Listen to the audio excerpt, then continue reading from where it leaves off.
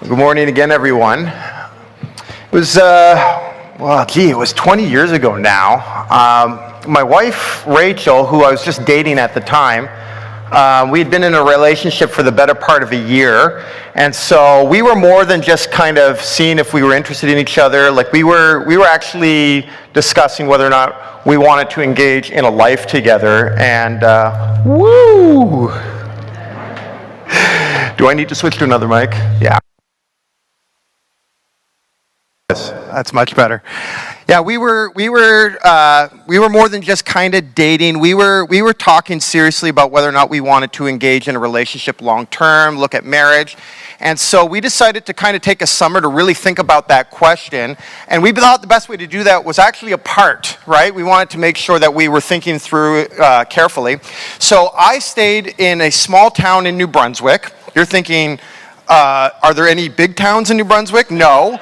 But I stayed in a particularly small one, and I worked 2 jobs for that summer, and I was by myself, no family, no friends, saving up money, absolutely miserable for 3 months. And Rachel went to work with children in the Bahamas for 3 months.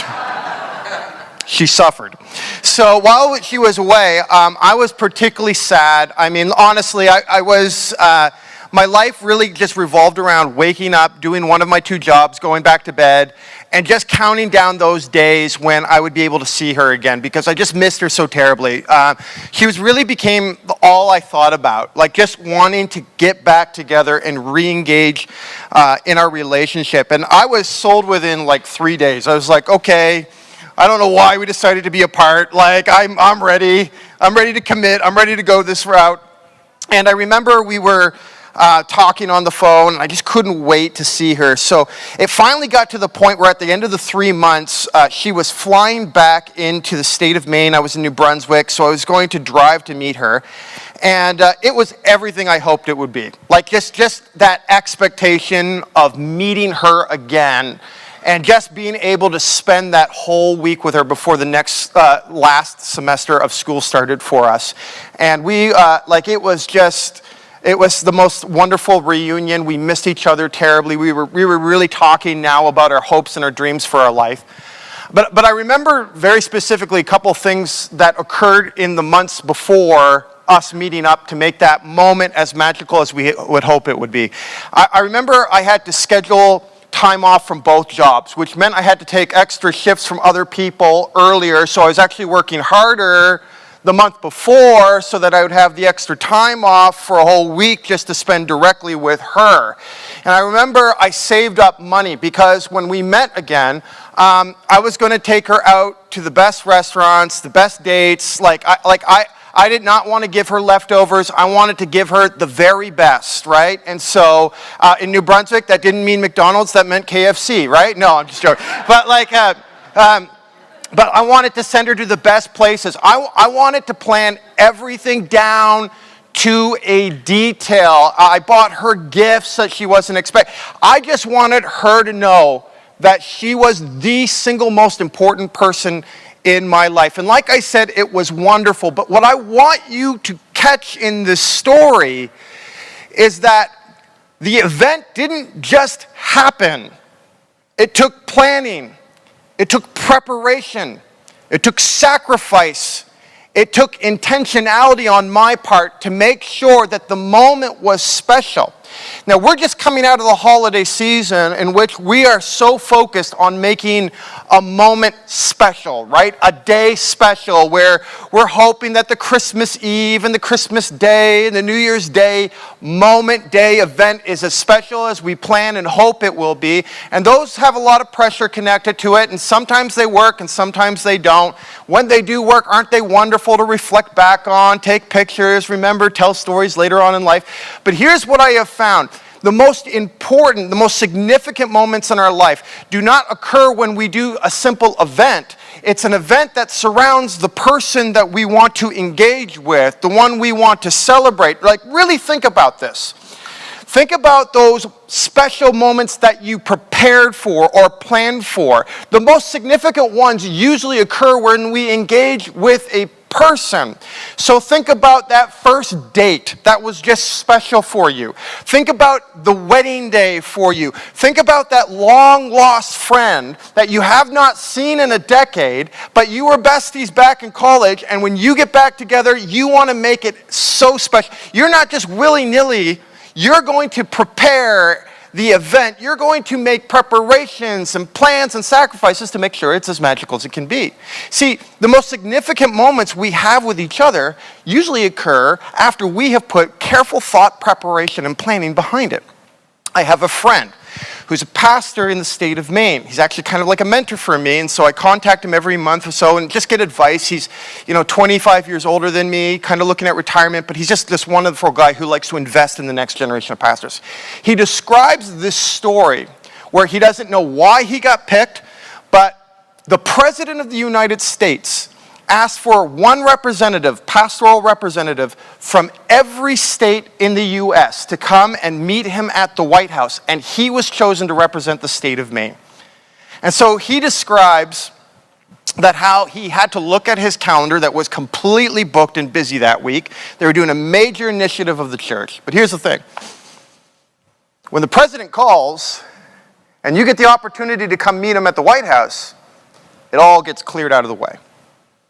He had plenty of suits, but he was going to look at his budget and stretch it as far as he can. He was going to buy the best of the best wear he could to come and meet with the president.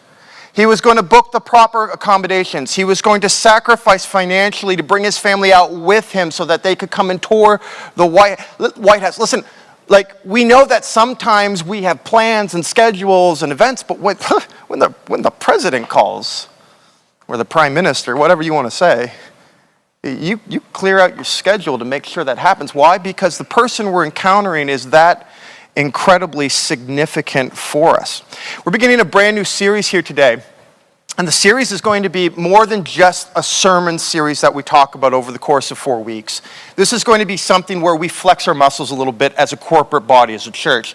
We're inviting you more than just coming here to listen to a series of sermons. We're inviting you to participate in a practice. And the practice is we're going to specifically take over the next 21 days and carve them out and ask you to engage in prayer and fasting for the course of this month. We're doing this for a number of reasons. Most of us who are Christian, or most of us who at least, are exploring Christianity, know that prayer is a part of faith.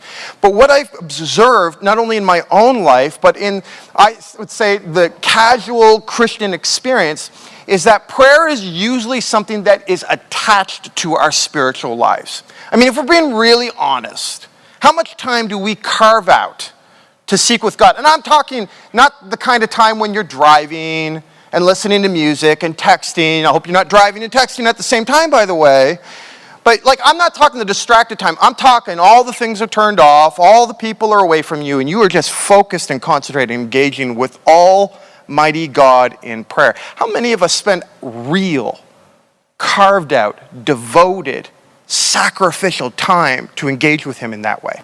My guess is that, not because we are bad people, but just because we're busy and we're distracted and we got lots on our minds. So usually what prayer is it's attached to our life. It's something we do before our meal, or it is something we do when we need Almighty God to bail us out from a problem usually that we got ourselves into. But as I look into the scriptures, what I discover that we are called to in our engagement with Christ is it is more like a lifeblood. It is more like the air we breathe. If you hold your breath long enough, you're going to pass out. What we need to recognize is that prayer is a lifeline for us. It's not just for us, by the way. It's for the person we claim to be engaged with more than anyone else. So I think what we need to do today is we have to have this fresh look at this thing called prayer. And before we can understand all the practices and all the dimensions and all the realities behind it, I think we need to kind of step back and prepare ourselves to engage in it. To prepare ourselves not so much for an event. I don't want this 21 days of fasting to just be 3 weeks of an event. I want it to be a preparation, watch this, to meet someone important, someone we claim to center our lives around. And in the Bible, we call this a phrase known as consecration. Have you heard that word before? To consecrate something. What consecration means is it's to dedicate something. It's to make something sacred in our lives. Now, in a lot of times, what the thing we're talking about is usually a vessel. It is, if you grew up in certain church traditions, they would consecrate the elements before they would take them. If there were certain special vessels that were used in a religious ceremony, they would consecrate them. A building would be consecrated before God. It would be set apart. It would be made sacred and holy, which makes sense because the person we claim to be engaging with and asking to engage with us is a perfect, holy God. And so what we need to do is we need to ask ourselves, what does it mean for ourselves? What does it imply to meet with this same perfect, holy God?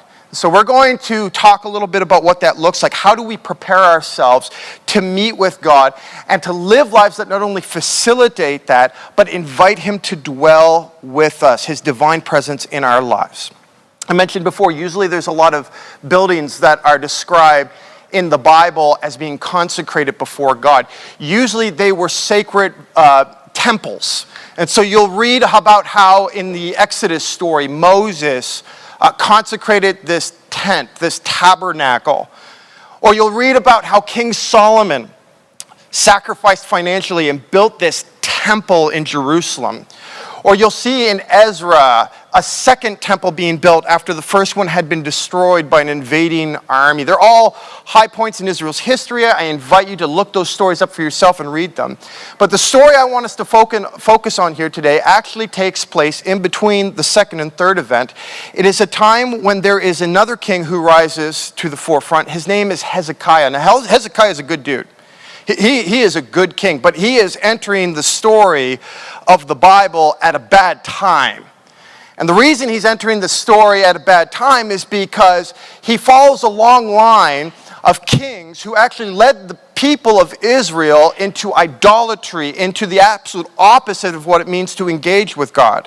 If you know the story of the Bible, you know that God set apart a people so that they would act as priests to the world to declare His glory and His reality to the rest of the world. We have inherited that spiritual reality as the church. We have a call to go and show the glory of God through the person of Jesus Christ. I don't know if you know that, but it's a great privilege. But back then, there had been generation upon generation upon generation of people who were practicing the religious idolatry of the nations around them. And what they had found is that the temple had actually fallen into disrepute. That means that this sacred place that was meant to be a divine dwelling place where God would come and meet with the people, where they would worship Him and get direction for their lives, had been completely overtaken, completely polluted by the culture and the surrounding influences behind them. We're going to read this text today, but I want you to read it through the lens of another verse. It's a verse that takes place many years later when there was no temple, when the Romans destroyed it. Because the temple is no longer needed in the New Testament for this very purpose. When Jesus Christ came and He sacrificed Himself, the ultimate sacrifice for us, we were given the Holy Spirit, that Spirit that was meant to dwell in the temple and meet with the people, now is available to reside in each and every one of us. Paul writes this in 1 Corinthians 3:16, and it's what I want us to have as a lens as we look at this passage. Don't you know that you yourselves are the temple, and that God's Spirit dwells in your midst? Church, listen to me. You individually, if you call upon Christ as your Lord and Savior, if you have been washed and redeemed by His blood, you're a temple. His presence is not only accessible, it is actually meant to dwell actively inside of you. And you are meant corporately as the church. We are meant to be that very same presence. The question is why do we not experience it? Why don't we see the life of the church exploding like we read about, not only in history, but here in the scriptures? I want to frame that through this verse and the story we're about to look at. It's the 8th century BC. Hezekiah comes, he's a good king, but the nation has turned to idolatry. More than that, politically, there's a nation north of them called Assyria. They're knocking on their borders. They've already conquered some of the longtime enemies of Israel. This is a tough time. What does Hezekiah do as a young man when he comes to the throne? Does he go to the same practices of his forefathers? Or does he look at the time in Israel's history when God led the people into blessing, when he directed them and called them? This is what he does as we look at 2 Chronicles verse 29. There's a lot here in this passage. I'm not going to read every single verse. I'm going to only highlight the parts that are important for us. So here's the story. Hezekiah was 25 years old when he became the king of Judah, and he reigned in Jerusalem 29 years. His mother was Abijah, the daughter of Zechariah, and he did what was pleasing in the Lord's sight, just as his ancestor David had done. In the first month of the first year of his reign, Hezekiah reopened the doors of the temple and the Lord and repaired them. He summoned the priests and the Levites to meet him at the courtyard east of the temple. He said to them, "Listen to me, you Levites. Purify yourselves and purify the temple of the Lord, the God of your ancestors. Remove all the defiled things from the sanctuary. Our ancestors were unfaithful and did what was evil in the sight of the Lord our God. They abandoned the Lord in his dwelling place. They turned their backs on him. They also shut the doors to the temple's entry room, and they snuffed out the lamps. They stopped burning incense and presenting burnt offerings at the sanctuary of the God of Israel. That is why the Lord's anger has fallen upon Judah and Jerusalem. He has made them the object of dread, horror, and ridicule, as you can see with your own eyes. Because of this, our fathers have been killed in battle, and our sons and daughters and wives have been captured. But now I will make a covenant with the Lord, the God of Israel, so that his fierce anger will turn away from us. My sons, do not neglect your duties any longer. The Lord has chosen you to stand in his presence, to minister to him, and to lead the people in worship and present offerings to him." The men called together their fellow Levites, and they all purified themselves. Then they began to cleanse the temple of the Lord, just as the king had commanded. They were careful to follow all the Lord's instructions in the work. The priests went into the sanctuary of the temple of the Lord to cleanse it, and they took out to the temple courtyard all the defiled things they found. From there, the Levites carted it all out to the Kidron Valley. They began the work in early spring on the first day of the new year, and in 8 days they had reached the entry door of the Lord's temple. Then they purified the temple of the Lord itself, and it took another 8 days. So the entire task was completed in 16 days. When the Levites went to King Hezekiah and gave him this report, "We have cleansed the entire temple of the Lord, the altar of burnt offering with all its utensils, and the table of the bread of the presence with all its utensils. We have also recovered all the items discarded by King Ahaz when he was unfaithful and closed the temple. They are now in front of the altar of the Lord, purified and ready for use." Then Hezekiah ordered that the burnt offerings be placed on the altar. As the burnt offering was presented, songs of praise to the Lord began, accompanied by trumpets and other instruments of David, the former king of Israel. The entire assembly worshiped the Lord as the singers sang and the trumpets blew until the burnt offerings were finished. Then the king and everyone with him bowed down to worship. King Hezekiah and the officials ordered the Levites to praise the Lord with their psalms written by David and by Asaph, the seer, whatever. They offered joyous praise and bowed down in worship. Then Hezekiah declared, "Now that you have consecrated yourselves to the Lord, bring your sacrifices and thanksgiving offerings to the temple of the Lord." So the people brought their sacrifices and thanksgiving offerings, and all whose hearts were willing brought burnt offerings too.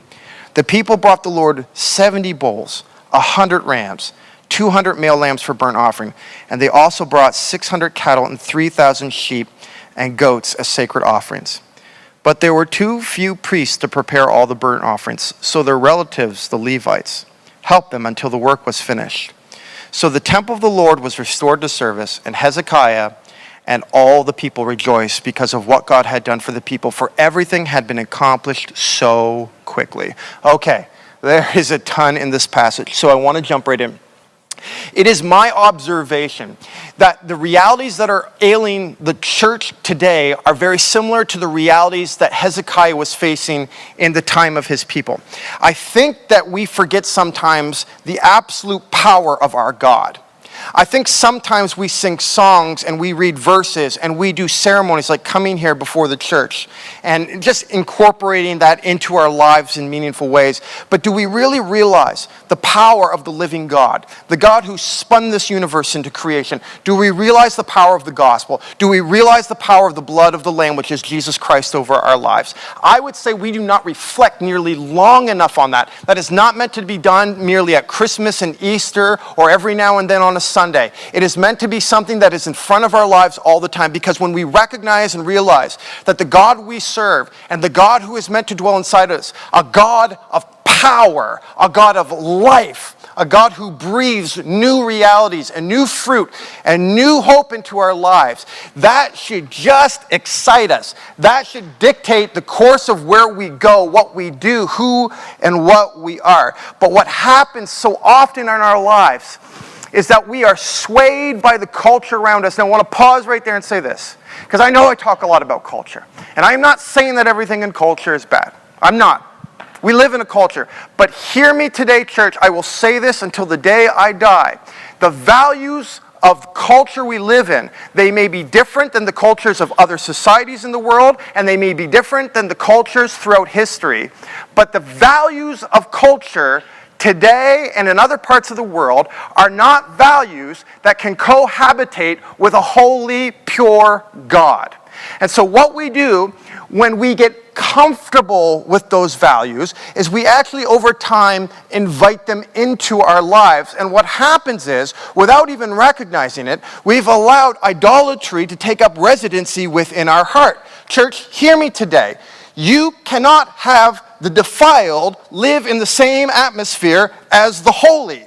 They do not mix. They are oil and water.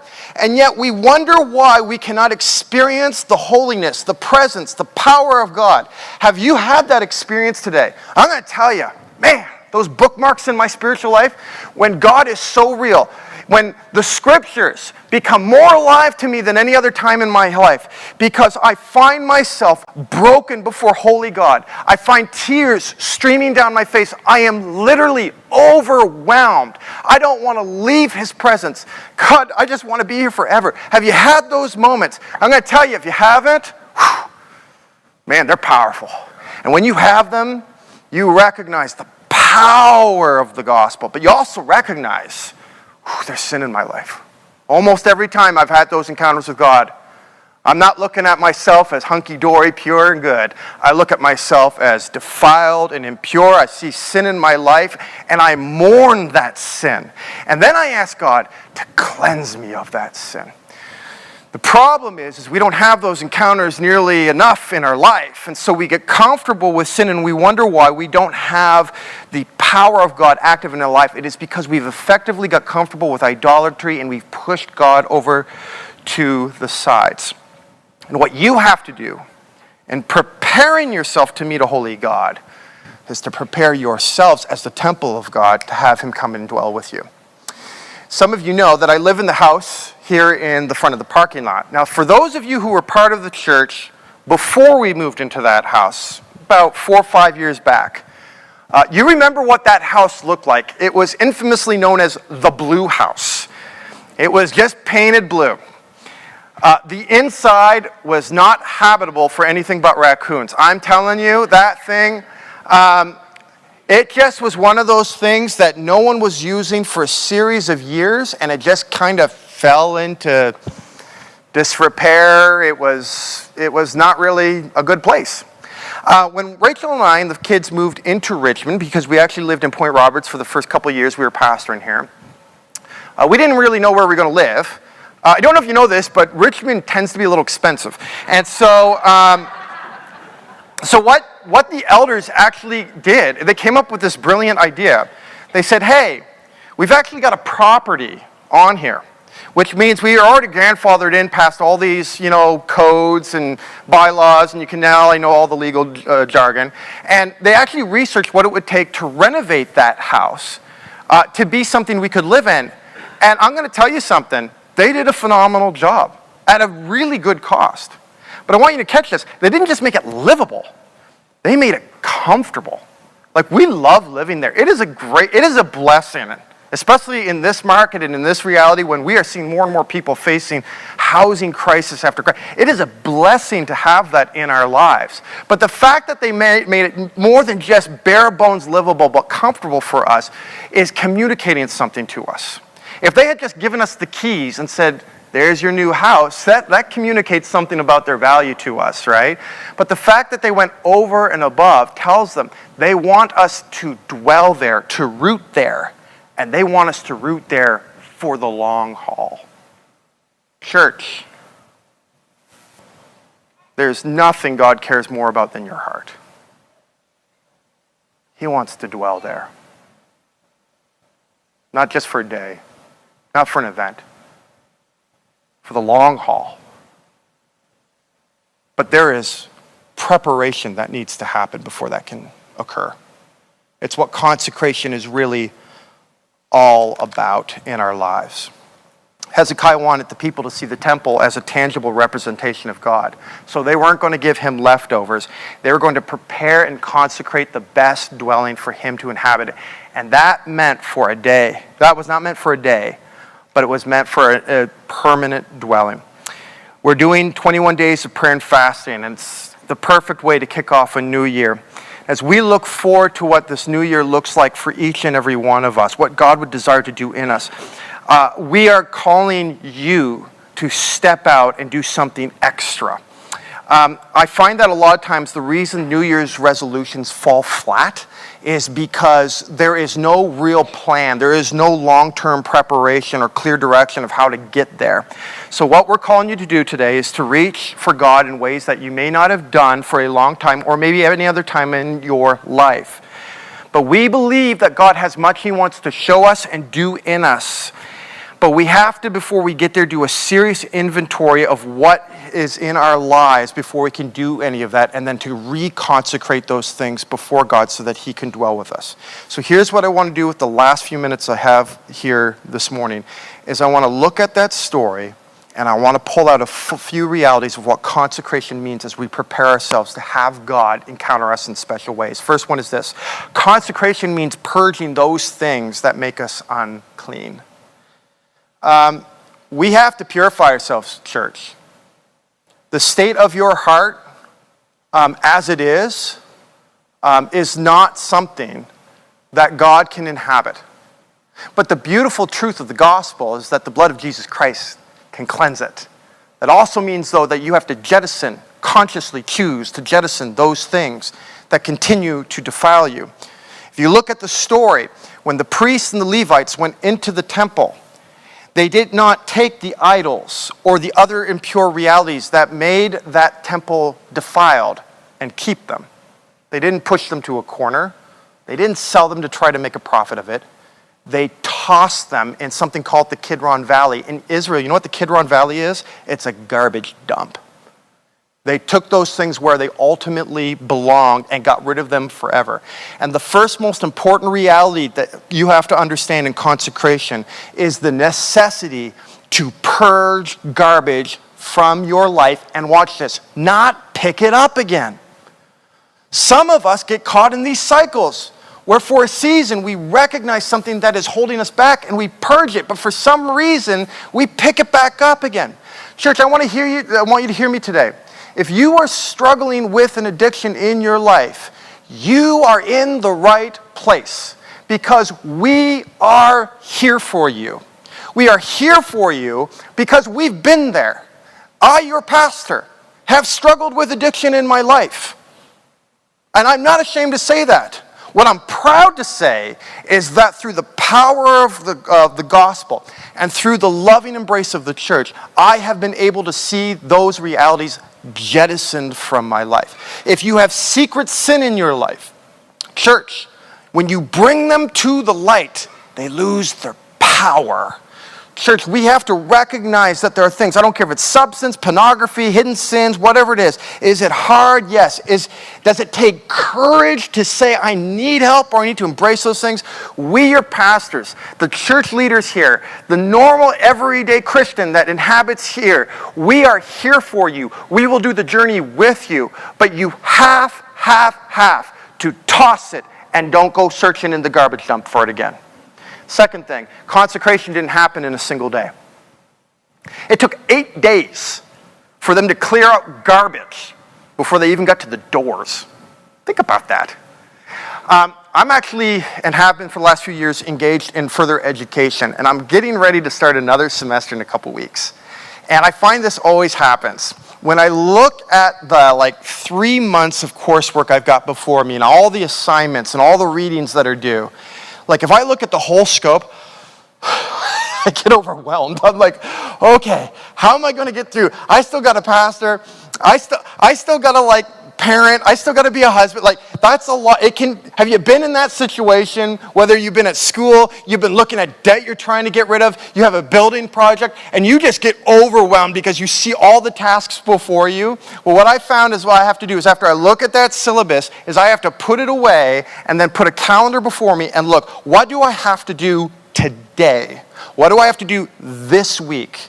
And little by little by little, I get to the end of the semester, and it's all done. What seemed impossible at the forefront is completed when I am faithful day after day after day after day after day to choose to tackle the project. Consecration is not a one-off moment. You may get emotional in a spiritual high like this and say, I'm ready to go, but it will also take you waking up tomorrow, and then Tuesday, and then Wednesday, and then Thursday, and choosing. I am choosing again to consecrate. I am choosing again not to go back to the garbage. I am choosing again to seek you over and above my own desires. And that faithfulness will see you through. I believe God is calling us to consecrate to Him today. It's a big moment, and there's highs with that, but it's the constant call. It's the discipline, the resolve to see it through that will allow you to feel like you can stand before the holy God, pure and a worthy vessel for His dwelling. 3, the unfaithfulness of a prior generation does not invalidate the potential of the current one.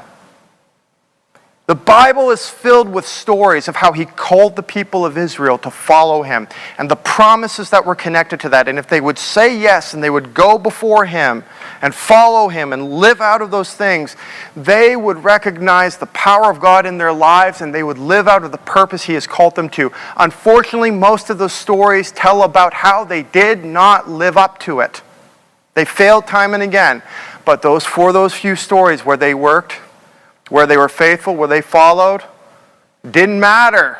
The generations before, Hezekiah was inheriting generations of bad kings and generations of unfaithfulness.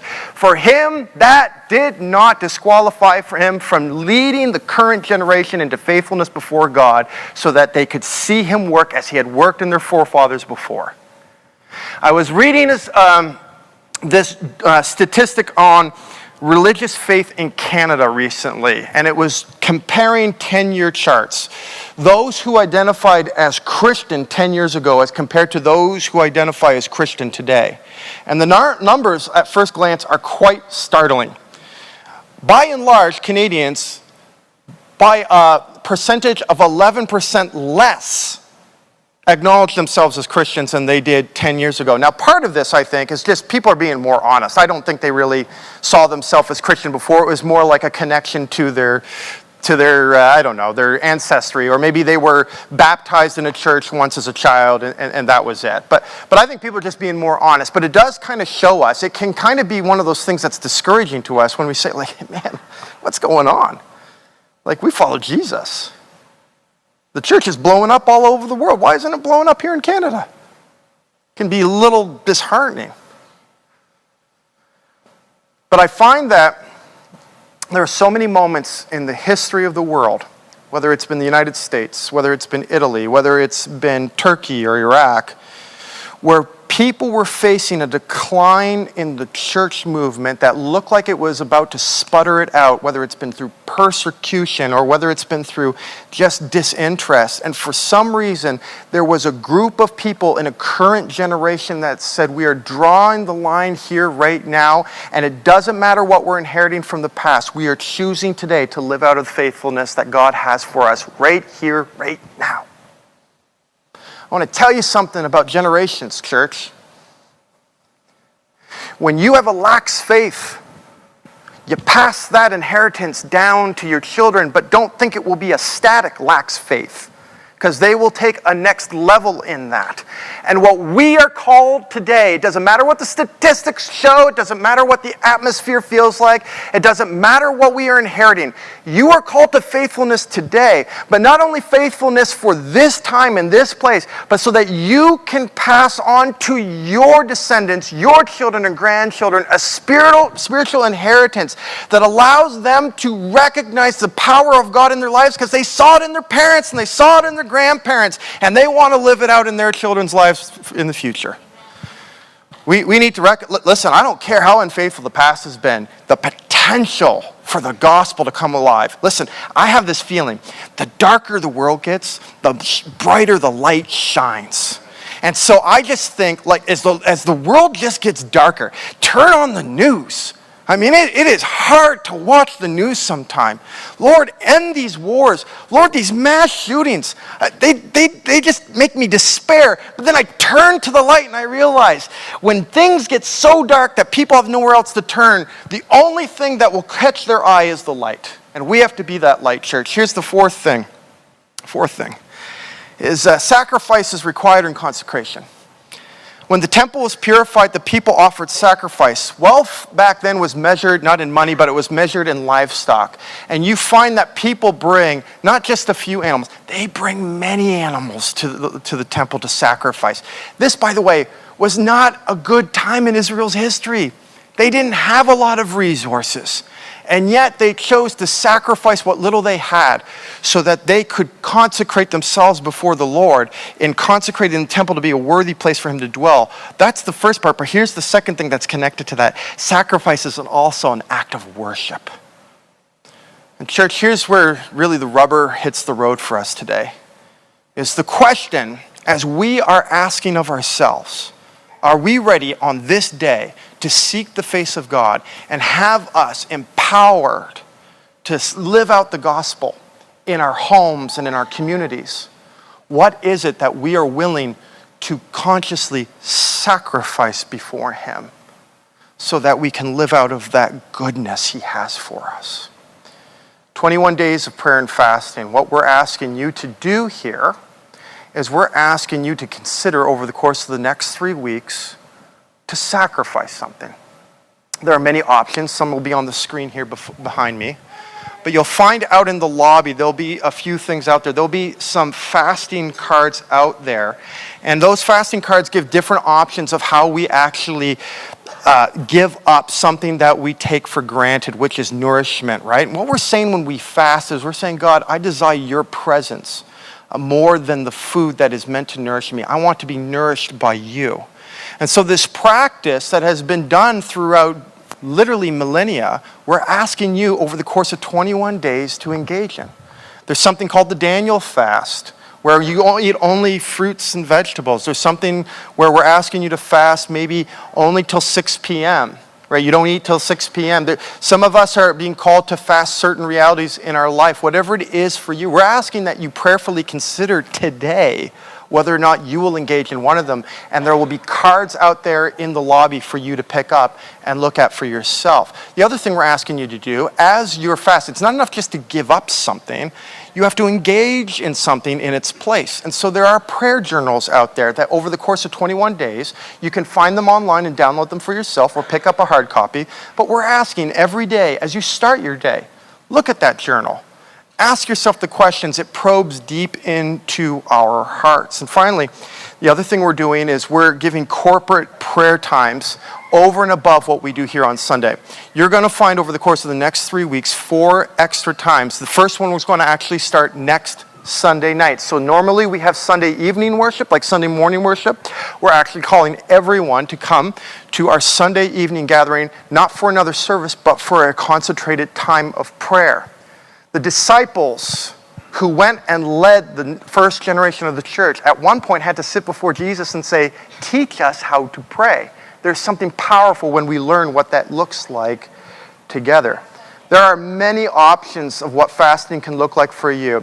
For those of you who are not able, because of health reasons, to abstain from food, then we're asking you to consider, is there something else you would be willing to consecrate before God, to give up so that you could see him move in our lives?